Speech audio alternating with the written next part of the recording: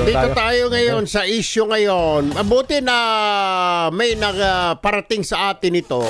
Nakaliwat kanan daw ang pamimili ngayon ng mga lupain dyan na pinaghinala ang mga Chinese national. Nako. Dyan sa Taytay, Palawan. Ang tanong, bakit? Anong meron ba dyan? Nasa linya po si Taytay, Palawan, Bishop Broderick Pabilio. Magandang umaga po, Bishop Pabilio. This is Erwin Tulfo and Aljo Bendijo. We're live now, Bishop, sa PTV, sa Radyo Pilipinas at Facebook. Bishop, good morning. Magandang umaga po, Mr. Edwin Tulfo, Congressman. Opo. Ang aking pan ay bali-balita lang naman, Opo. Kasi hindi naman talaga naming ma-verify. Opo. Marami po mga nagsasabi dito na marami daw umiikot na gustong bumili ng lupa. Uy. Opo. Dito po sa Northern Palawan. Mhm. Noon pa naman, may gusto ring bumili ng mga lupa kasi magandang lupa dito. Pero nakakasuspecha din kung sino talaga ito at saka kung ano ang kanilang balak. Mhm. So, iyan po yung kalagayan namin ngayon. Oo. Pero hindi naman talaga, hindi namin ma-verify kasi. Mhm. Kasi nagtatanong-tanong at syempre kung magkakasundo yan, ay hindi naman ibubunyag yan. Oo. Pero marami pong naghahanap ng lupa na mabibili dito sa amin. Ano bang meron dyan sa Taytay, Bishop? Magaganda bang inyong mga beach dyan o ma-fertilize ba yung inyong mga lupain dyan, Bishop? Maganda yung mga beaches namin. Maganda yung mga White beaches sand. namin. Oh. Sa tourism, nasa amin yung San Vicente, nasa amin yung El Nido, no?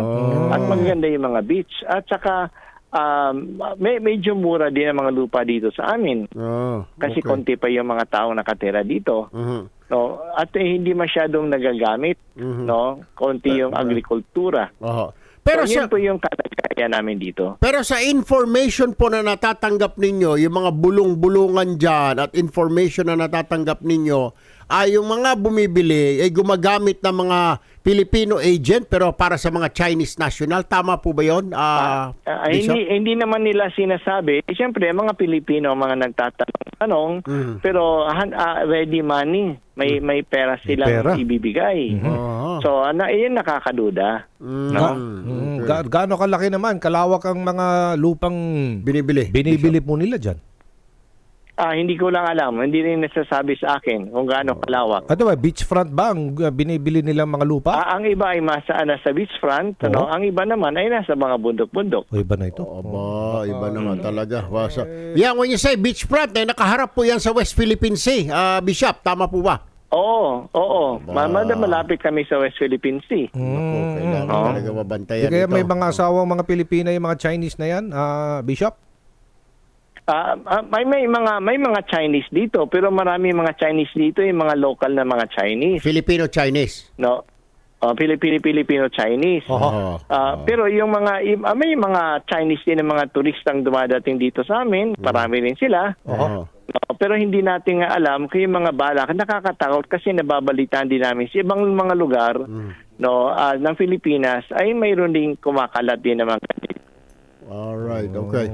Alright, Bishop Broderick Pabilio, maraming salamat po for the information. Thank you for picking up our call. Magandang umaga po, mabuhay po kayo, Bishop. Magandang umaga. Thank you. po. Ito na. Sa ano to? Municipal Administrator ng Taytay, Palawan Ayun. Si Sir Robinson Morales ng Administrator ng Taytay, Palawan. Magandang umaga po, Municipal Administrator Morales. This is Erwin Tulfo and Aljo Bendijo. Magandang umaga po sa inyo, Administrator. Magandang umaga din po, Senator. Opo. Masyadong advance po. Si Congressman lang po ito, Erwin Congressman Tulfo. Sige. Ay, Kasama Kong po. Erwin, Opo. Kong Erwin, magandang umaga po from Taytay. Taytay, Palawan po. Okay. Sir Robinson, tanong ko lamang po, tama po ba itong narinig namin na maraming interesadong bumili ng lupa dyan sa inyong munisipyo at ginagamit ay mga Pilipino pero ang nasa likod talaga nito ay mga Chinese, mga foreigner, Sir Robinson. Have you heard this, sir?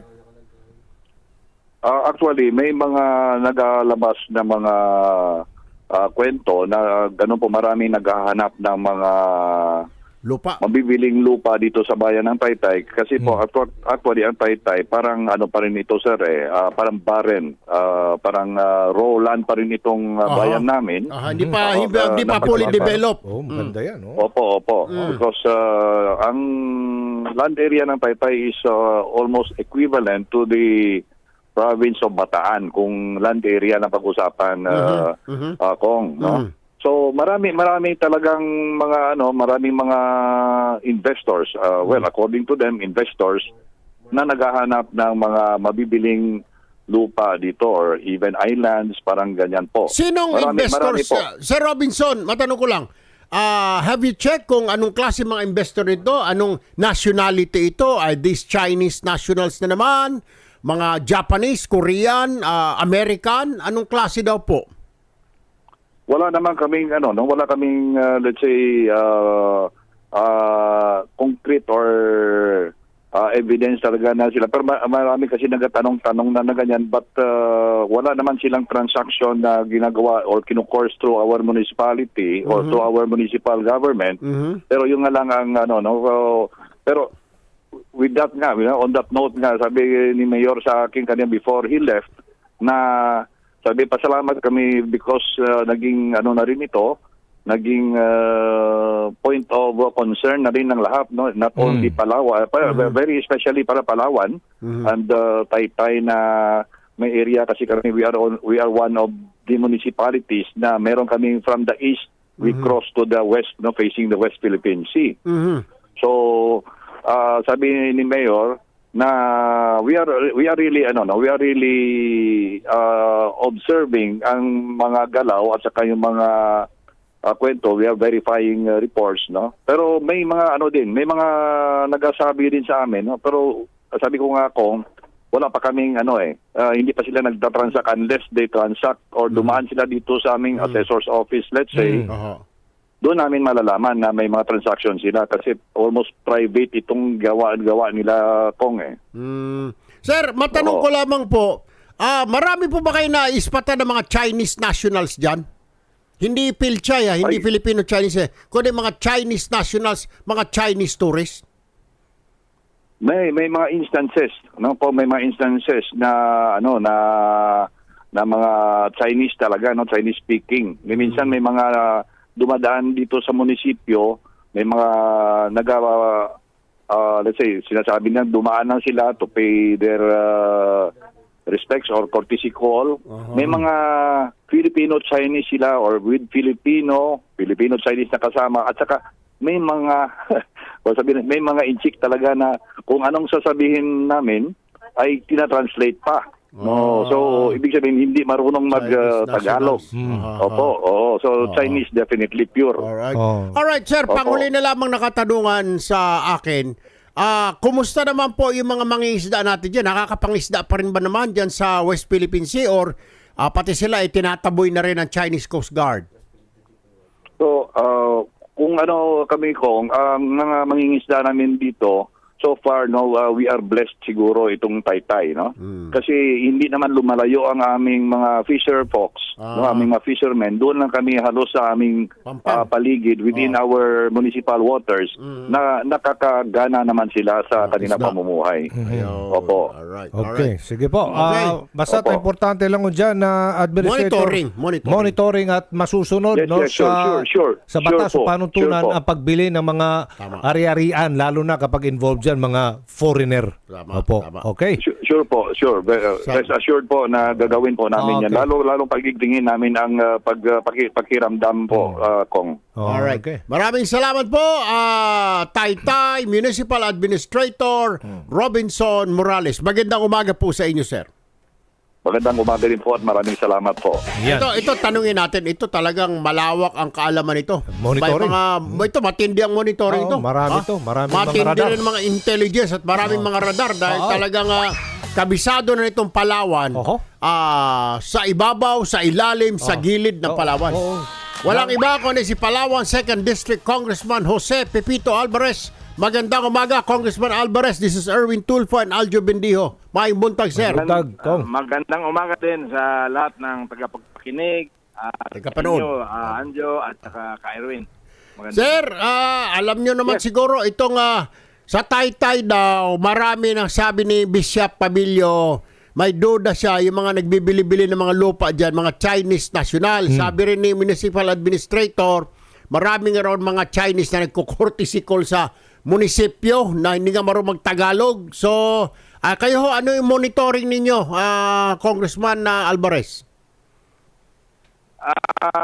Naririnig ko lang may mga dumadaan doon. Pero dyan sa boundary ng Taytay El Nido, yes, may kaibigan akong isang Chinese dyan na taga Hong Kong na hindi lang ngayon bumili. Mga 5 years ago na ito bumili ng lupa dyan, titulado, harap doon sa Buckwheat Bay.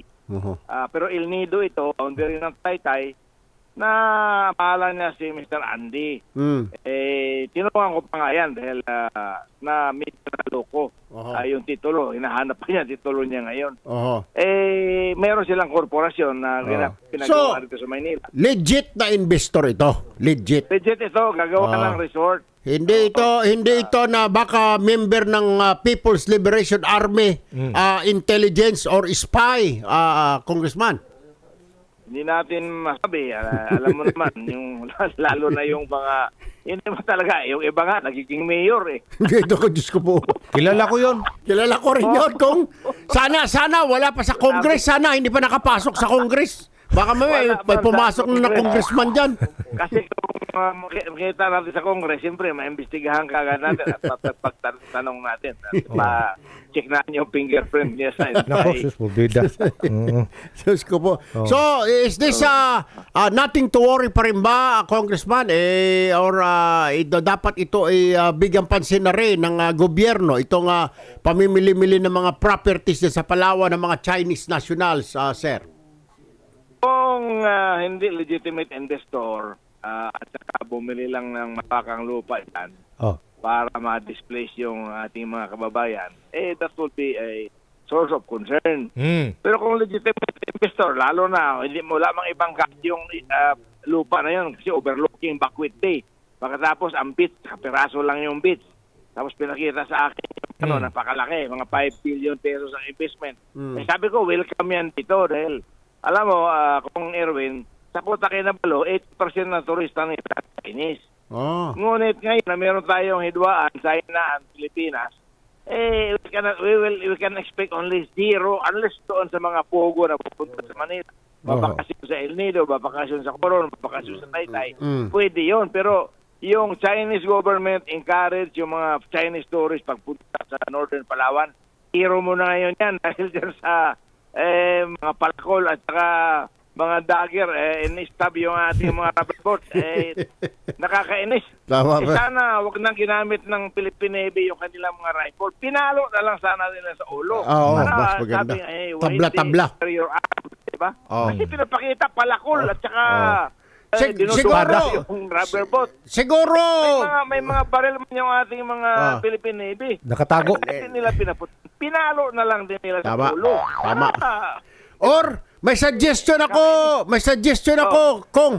Kasi dapat mag-training sila dyan sa mga taot bato, mga batak at saka mga Palawan, yung mga Philippine Navy natin, turuan pa paano manumpak ng mga nakakalaso na sumpak. Turuan ng mga taot bato. Magdala na nila ng sumpit. Yan, sumpit. Yun, sumpit.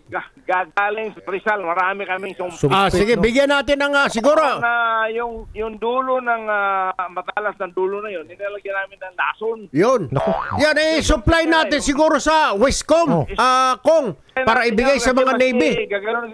Gaganon sila ng kanilang atsa. Sumpitin na lang yan sa dibdib. Tama. Patay. Tama. Hindi tayo magagawa. At least, hindi firearm. Sumpit. Hindi superior arms. Kasi kung barilin mo yung nakahatsa, that is superior arm yung ating. Kailangan sumpit lang. Sumpit. Sumpit ang underarm. Hindi pwede luthang na lang, sir? Luthang. Yun. Luthang. Kaya lang luthang kasi may putok. Sumpit wala Paano, sir, kung magdala ng mga halas, mga ahas, tapos pag dumikit yung barko ng China, Oo. mga Coast Guard, tapon Tapon yung isang ahas, oh. sako na hala sa pwede barko na rin, nila. Pwede na rin yun. pwede. Kasi alam mo na yung mga Chinese Coast Guard, Oh. nakakita yan ng bangkang Pilipino. Basta friendly lang yung sign mo sa kanila, kakaway-kaway ka, Oh. pagkatapos meron kang maliit na pawikan, ipakita mo sa kanila. Oh. Gustong-gusto nun ng pawikan kasi ginagat nila yung pawikan. Kinakain. Grabe talaga. Ibabal yung pawikan, patayin eh. Oy, tama. Alam mo naman, Very alam mo naman ang exotic. Chinese kahit ano kahit daga kaya na diyan nag-umpisa yung COVID. O, di ba mga paniki. Mga kung ano. Ipis. Kulang na lang kumain ng mga yan. Ginagataan pa. Ginagataan. Ang ginataang ipis. Sus, porbida. Congressman Jose Pipito Alvarez, daghang salamat sir sa oras na gihatag mo sa amin. Okay. Thank you sir. All the time. Thank you. Tama lang.